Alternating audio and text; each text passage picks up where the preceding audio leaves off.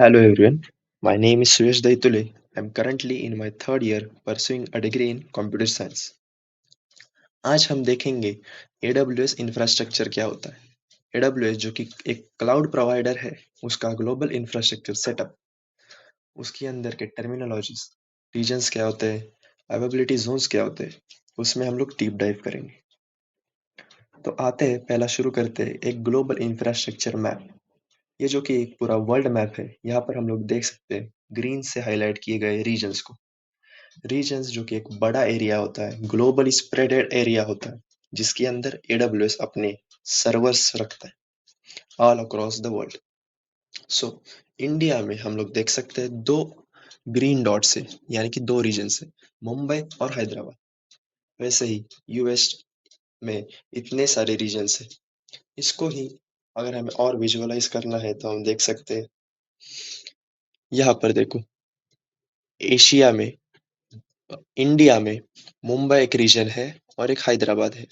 अगर हम देखें नॉर्थ अमेरिका, और जो सबसे पहला होता है यूएस वाला, यूएस वेस्ट, नॉर्थ कैलिफोर्निया में इतने, ये देखो, ये एक रीजन ओरेगॉन में है, ये कैलगरी, ऐसे बहुत सारे रीजन्स होते हैं। इसके अंदर हम लोग पढ़ेंगे कि अवेबिलिटी जोन्स होते हैं।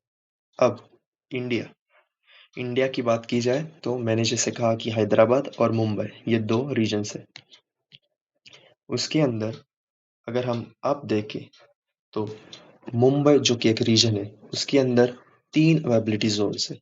अब अवेबिलिटी ज़ोन्स को हम कैसे समझेंगे? मुंबई जो कि एक बहुत बड़ा रीजन है, उसके अंदर अपार्ट AWS क्लेम करता है कि मैक्सिमम 100 किलोमीटर्स, ये डिपेंड करता है क्लाउड टू क्लाउड।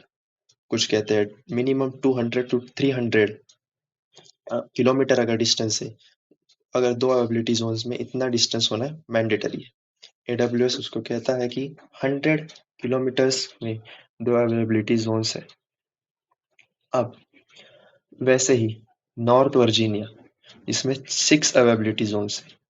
अब अवेबिलिटी जोन्स मतलब बड़े बड़े बिल्डिंग्स होते हैं, वो वहां पे, और वहां पे डेटा सेंटर्स होते हैं बेसिकली। तो अवेबिलिटी जोन्स होना क्यों आवश्यक है एक रीजन में?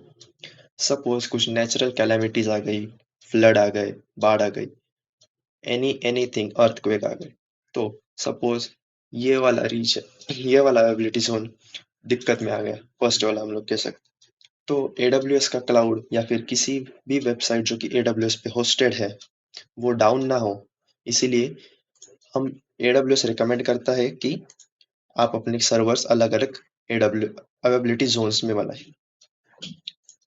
सो ये रहा अवेबिलिटी जोन्स। फिर आते हैं हम लोग, ये जो हम डायग्राम देख रहे हैं उसके अंदर, इसको कहते हैं डेटा सेंटर्स। डेटा सेंटर्स, अब देखो, हमको नेटवर्किंग तो पता ही है, एक बहुत बड़ी लाइन होती है समुद्र के अंदर। फिर टीयर 1 जो कंपनीज है उनकी वो लाइन होती है। फिर टीयर 2 जो है हमारी जियो और एयरटेल इंडिया में स्पेसिफिक, वो हमें इंटरनेट प्रोवाइड करते हैं। ये डेटा सेंटर्स को डेटा सेंटर्स को हम लोग दे सकते हैं ये इंटरनेट। अब डेटा सेंटर्स होता क्या है? डेटा सेंटर्स इतनी बड़ी बड़ी बिल्डिंगें होती है, अगर हम देखें बहुत सारे बिल्डिंग होते हैं जिसमें servers, internet rooms, electricity rooms, generators, etcetera etcetera, बहुत सारे, ये पूरा क्लाउड मैनेज करने के लिए। अब हम लोग देखते हैं डेटा सेंटर आर्किटेक्चर डायग्राम। यहाँ पे जो टीयर 2 प्रोवाइडर होते हैं, उनसे हम लोग राउटर कनेक्ट करते हैं। राउटर से कनेक्टेड होते हैं स्विचेस।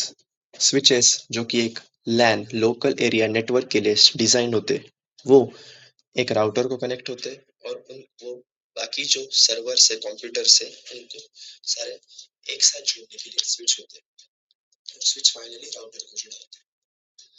और ये जो है सर्वर रैक्स है, इसके अंदर ये जो छोटे छोटे हैं, वो डिफरेंट टाइप्स ऑफ सर्वर्स है, यानी कि इसको हम लोग कह सकते हैं कि मिनी कंप्यूटर्स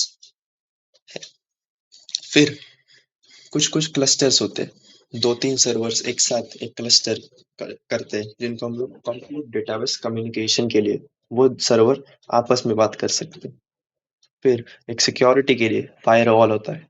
फायरवॉल की जरूरत इसीलिए है कि अलाउ सिलेक्टेड आईपीस अंदर और बाहर जाने के लिए सर्विस प्रोवाइड और सर्व करने के लिए जो आईपीस अंदर आ सकते और बाहर आ सकते उसके लिए कोई भी हैकिंग, चीटिंग, अटैकिंग नहीं हो इसलिए ये फायरवॉल्स होना बहुत ज़रूरी है। फिर हम लोग यही था पूरा data centres, availability zones, regions. I hope you understand this diagram. This architecture diagram is very much important. Thank you.